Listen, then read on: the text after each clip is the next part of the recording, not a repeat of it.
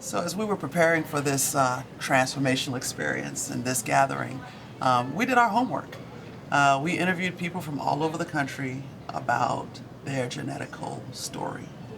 And we'll have a great video that you'll get to see tomorrow evening. And, you know, I'm going to ask you two questions. One, I want you to comment on one individual in particular, because when we decided we wanted to have you be a part of this, it was recommended that we go spend some time with Beverly Guy-Sheftall. And I just would love to invert the question that we asked everyone and ask you to tell us your Beverly Guy-Sheftall story. Oh. Well, I could tell you a story that is centered as recently as a matter of about an hour ago. Okay. When with my bestie, I love that term that the younger generation uses. Yeah. We used to just say, well, you know, my best friend or my best friends. They're so creative, this generation. My bestie. Bestie. Beverly is a force in my life. And I can say with absolute certainty, without her, I could not have had a successful experience at Spelman College. When I went to that incredibly special institution, of course I knew of Beverly through my own scholarship, through my own activism as a black woman feminist, but we really had not met. And once we did, Beverly and yet another sister friend, Paula Giddings, were in a sense on either side of me. Yes, I was a professor. Yes, I was an anthropologist.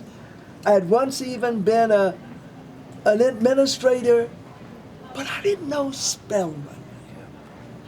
And they were just so effective in the way that they lovingly taught me and challenged me to do some things that were pretty bodacious.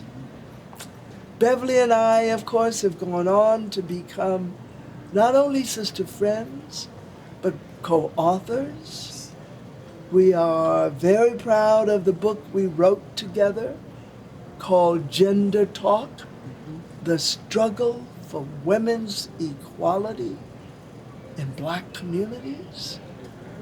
We are in constant touch.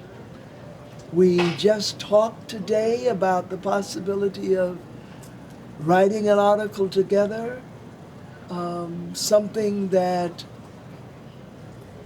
is very, very important and I think might be highly controversial.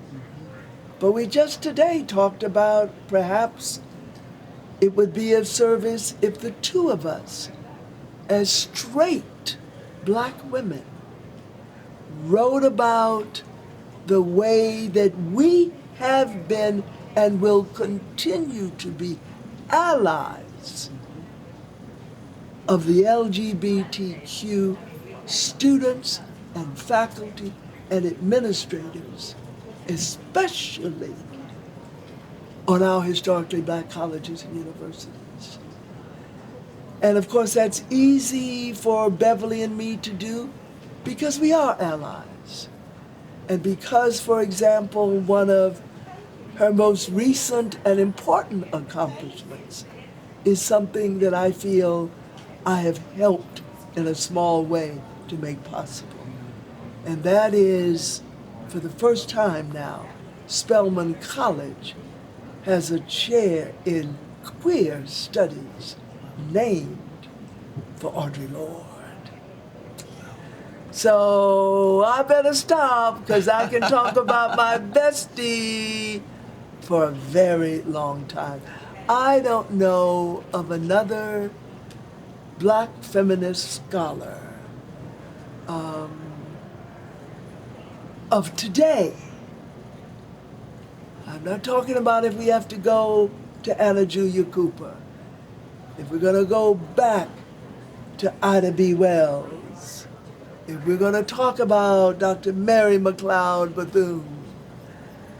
I don't know of another black woman feminist scholar who I think has contributed